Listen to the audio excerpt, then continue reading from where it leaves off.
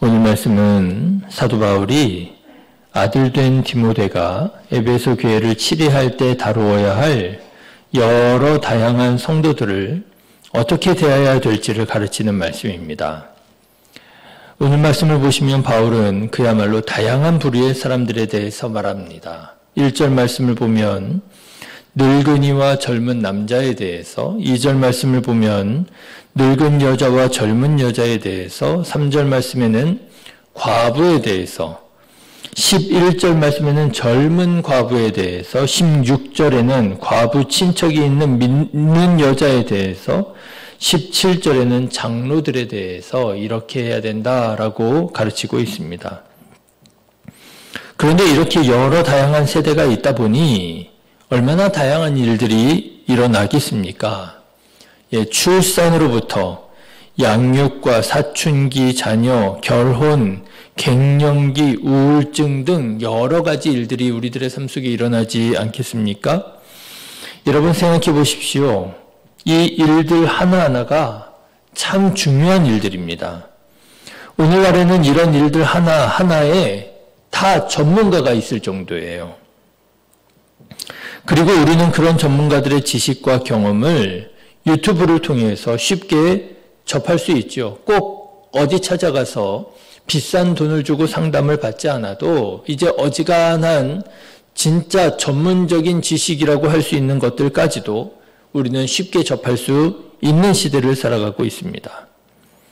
그렇지만 2000년 전입니다. 이런 전문가들의 지식과 경험을 접하기 어려웠던 시대에 아직은 나이가 젊은 디모데에게 있어서 이런 다양한 일들을 치리하고 감당하기가 그렇게 쉽지만은 않았을 것입니다. 그래서였겠지요. 많은 사람들을 만나서 복음을 전하고 여러 지역을 다니면서 교회를 세웠던 사도 바울은 자기의 지식과 자기의 경험으로 디모데에게 충고하고 또 조언하면서 너는 다양한 사람들을 만나서 이렇게 행하며 주님의 몸된 교회를 은혜롭게 세워가라. 이렇게 조언하는 것이 오늘 본문의 말씀이라 하겠습니다.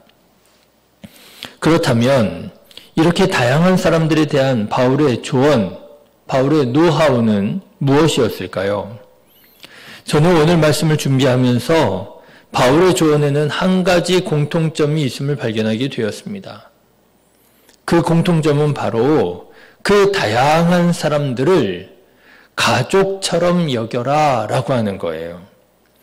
여러분 1절과 2절의 말씀을 한번 보실까요? 사도 바울은 디모데에게 이렇게 권면합니다. 같이 읽어보겠습니다. 늙은이를 꾸짖지 말고 권하되 아버지에게 하듯 하며 젊은이에게는 형제에게 하듯 하고 늙은 여자에게는 어머니에게 하듯 하며 젊은 여자에게는 온전히 깨끗함으로 자매에게 하듯 하라. 어떤 특별한 전문적인 지식을 말하지 않습니다. 어떤 특별한 경험을 말하는 것이 아닙니다. 사도 바울은 성도들을 어떻게 대하라고 하느냐? 가족 대하듯 해라. 이렇게 말하고 있는 거예요. 바울은 비록 오늘날과 같은 가족 상담가나 전문가는 아니었지만 경험적으로 그리고 신앙적으로 한 가지 분명한 해결책을 가지고 있었습니다. 그 다양한 부류의 사람들을 남이 아니라 나의 가족처럼 여긴다면 대부분의 문제는 해결되리라 라고 하는 것입니다. 가족처럼 여기라는 거예요. 노인이 아니라 부모님처럼 여긴다면 교회의 노인의 문제는 해결될 것이라는 거예요. 아이들을 그냥 아이들이 아니라 동네 아이들, 남의 자식이 아니라 내 자식처럼 여긴다면 문제는 해결될 거라고 하는 거예요. 젊은이들을 그냥 젊은이들이 아니라 내 형제요, 내 자매처럼 여긴다면 교회 안에 젊은이의 문제는 해결되리라고 하는 것입니다. 정말입니다. 우리 교회 안에도 여러 다양한 부류의 사람들이 있습니다. 큰 교회도 아닌데도 불구하고 복중에 있는 생명으로부터 노년, 장년에 이르기까지 모든 세대의 성도님들이 다 있어요. 그러다 보니까 자칫 이런 말이 나오기 쉽습니다. 우리 목사님은 교회 학교 아이들만 신경 써. 아무래도 우리 교회는 좀 젊은 집사님들이 좀 있다 보니까 아이들이 많아요. 진짜 많아요. 그런데 그 아이들을 어떻게 하면 어려서부터 하나님을 경외하는 그리스도인들로 자라가게 할까? 더군다나 여러분 잘 아시지 않습니까? 요즘 교회의 문제가 어떤 문제가 있습니까?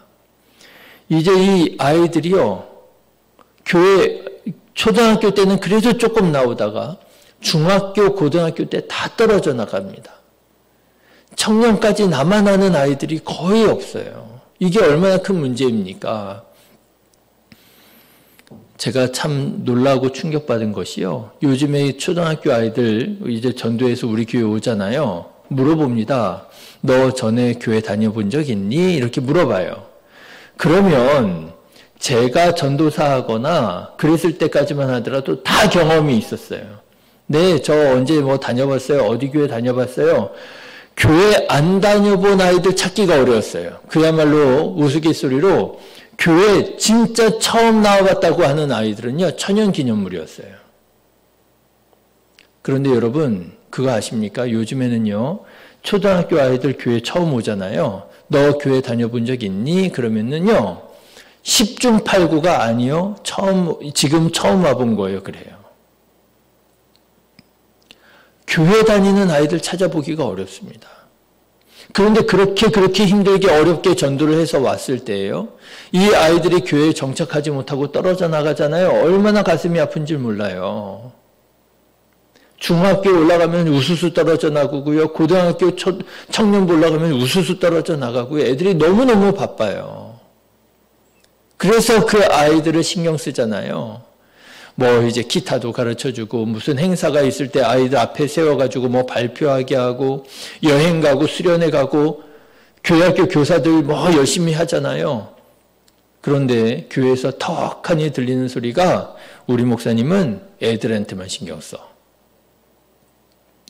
이런 얘기가 들린단 말이죠. 그런가 하면 그러면 안 되겠다. 어른들한테 좀 신경 써야 되겠다. 장년부한테 신경 써야 되겠다. 장년들한테 신경을 쓰잖아요. 그러면은요, 또 우리 목사님은 미래 세대에 관심이 없어. 맨날 말은 교회 학교가 중요하다 그러고 미래 세대가 중요하다 그러고 그러면서 우리 목사님은 미래 세대에 관심이 없어. 작년 말이었습니다. 이제 새해 계획을 세우게 되잖아요. 교회학교 선생님이랑 이런저런 새해에는 좀 이렇게 하면 좋겠습니다. 이런 것도 좀 신경 써야 되겠습니다. 뭐 이런저런 얘기를 하다가 선생님이 물어보시는 거예요. 목사님, 그런데요. 25년 새해 교육부 예산이 어떻게 되나요? 이렇게 물어보시는 거예요. 그래서 작년 기준으로 작년에는 얼마 쓰셨네요? 말씀을 드렸어요. 그랬더니 되게 당황해 하시는 거예요. 목사님, 이거 가지고는 어떻게 할 수가 없어요. 근데 제가 그 말을 듣고요, 얼마나 마음이 아픈지 얼굴이 화끈거리더라고요. 평상시에 늘 아이들 교육에, 교회학교 교육에 관심이 있다, 어쩐다 해놓고 1년 예산이라고 제가 불러드린 액수가 너무 적은 거예요. 열심히 해보겠다고 하는 선생님한테 힘이 되고 뭔가 든든한 지원군이 되고 뭐 백그라운드가 되고 그런 느낌을 주는 게 아니라 오히려 기운 빠지게 해드리는 것 같은.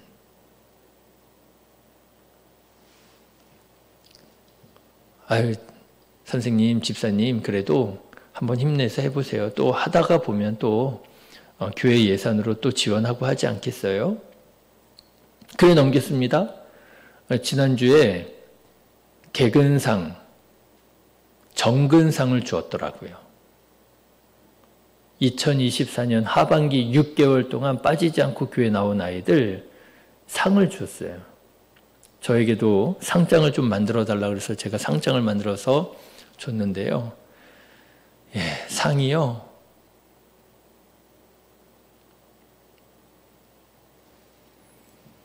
우리 목사님은 말만 교회학교, 뭐 미래세대 그러지, 알고 보면 미래세대에 관심 없어. 그런 말 나오기, 그런 말 듣기 쉽상이더라고요. 뭐 세대뿐입니까? 우리 목사님은 성가대에는 신경 안 써.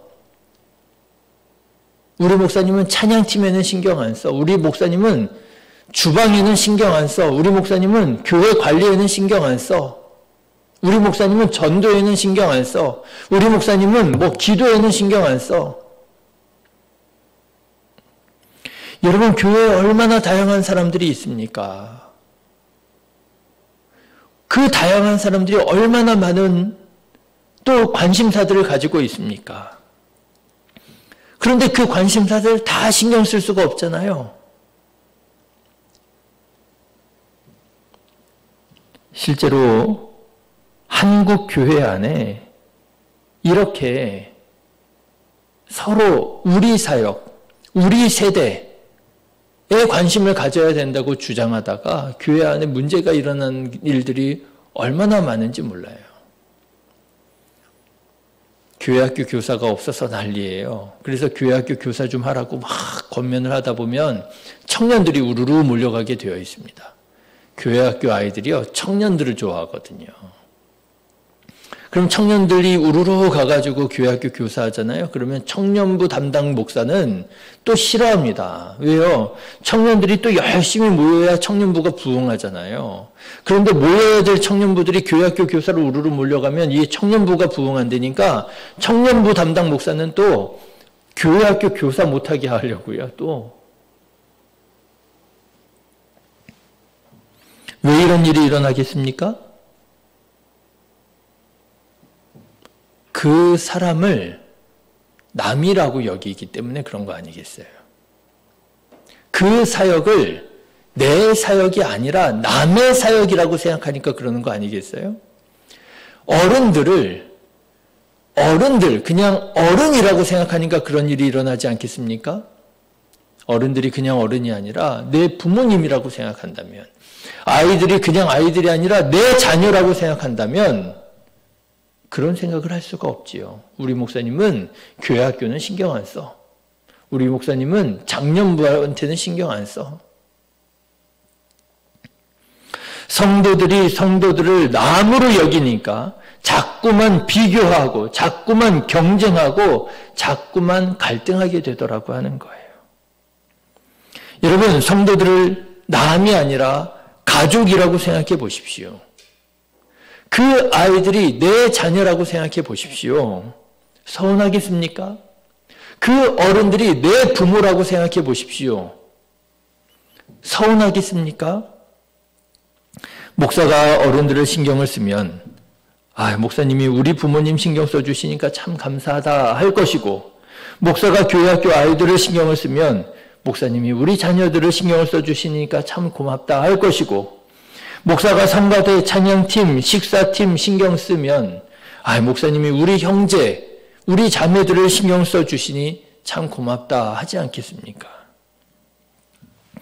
사도 바울은 오늘날과 같은 무슨 가족 상담가, 무슨 심리학 전문가 이런 사람은 아니었습니다.